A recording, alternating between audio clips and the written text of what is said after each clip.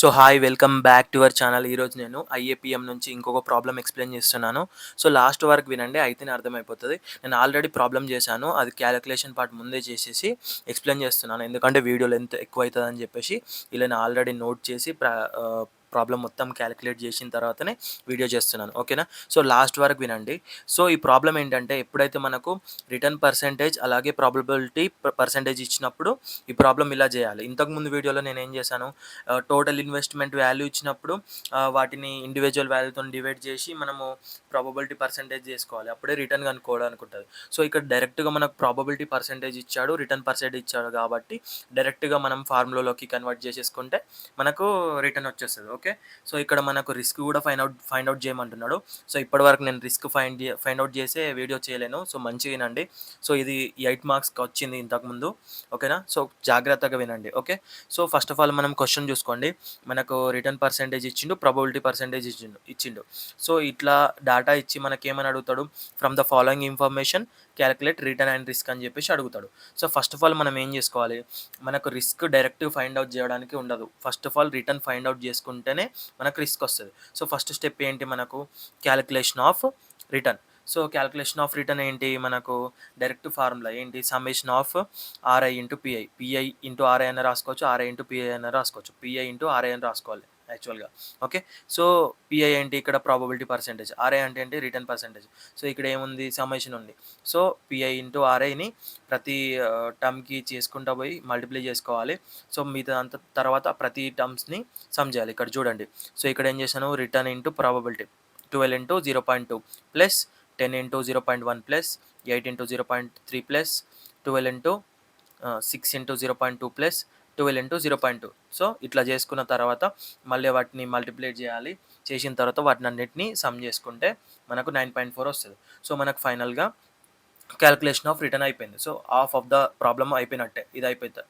So next మనకు risk find out చేయాలంటే ఏం చేయాలి చూడండి. ఇక్కడ రిస్క్ ఫైండ్ అవుట్ చేయాలంటే ఇక్కడ స్టాండర్డ్ డీవియేషన్ అని కూడా అనొచ్చు రిస్క్ని.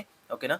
సో రిస్క్ ఫైండ్ అవుట్ చేయాలంటే ఏంటి, మనకు sigma PI of RI minus R bar whole square.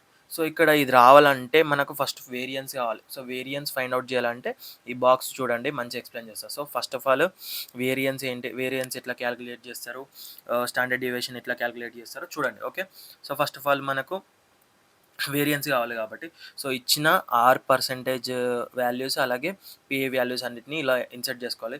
తర్వాత ఆర్ఐ ఇంటూ పిఐ యాజ్ టీస్గా ఇక్కడ ఏదైతే చేసినామో ఇక్కడ ఈ కాలం వేసుకోవాలి. అర్థం కావడానికి నేను ఇక్కడ రాసాను. ఒకవేళ ఎగ్జామ్లో మీకు టైం లేకపోతే ఇట్లా రాయకుండా డైరెక్ట్గా ఇట్లా ఈ బాక్స్ వేసేసుకుంటే సరిపోతుంది. ఓకే, సో ఇక్కడే రిటర్న్ కూడా ఫైండ్ అవుట్ చేయొచ్చు. ఇక్కడ చూడండి 9.4, ఇక్కడ రిటర్న్ ఫైండ్ అవుట్ చేసిన ఈ వాల్యూస్ని ఇక్కడ ఆర్ఐ తీసుకున్నా, మళ్ళీ తర్వాత పిఐ కూడా వాల్యూస్ ఇక్కడ వేసుకున్నా.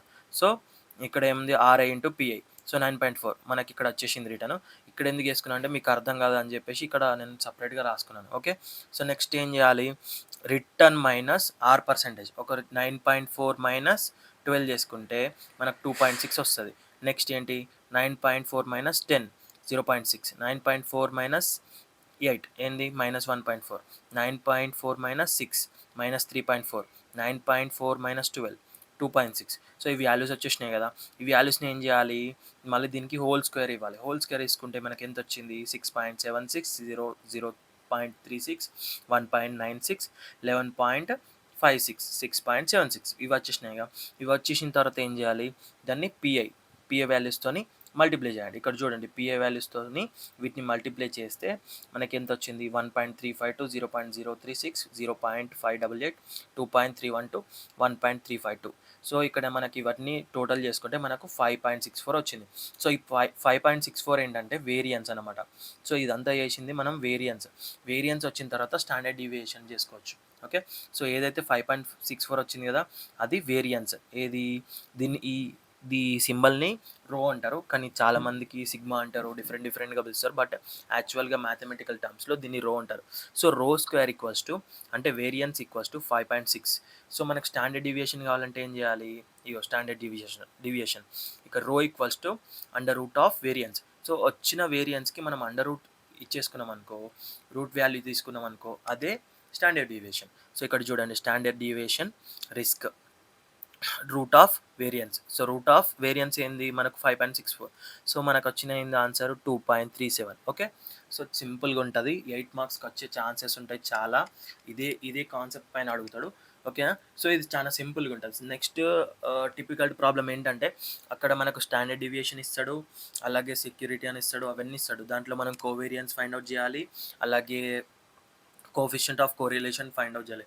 అవి చేస్తేనే మనకు రిస్క్ వస్తది. సో, అలాంటి ప్రాబ్లమ్ నేను నెక్స్ట్ వీడియోలో ఎక్స్‌ప్లెయిన్ చేస్తాను. సో, ఈ వీడియో నచ్చితే నాకు కామెంట్స్‌లో మెన్షన్ చేయండి. నా ఎక్స్‌ప్లనేషన్ ఎలా ఉందో అని చెప్పేసి కామెంట్స్‌లో మెన్షన్ చేయండి. Thank you for watching.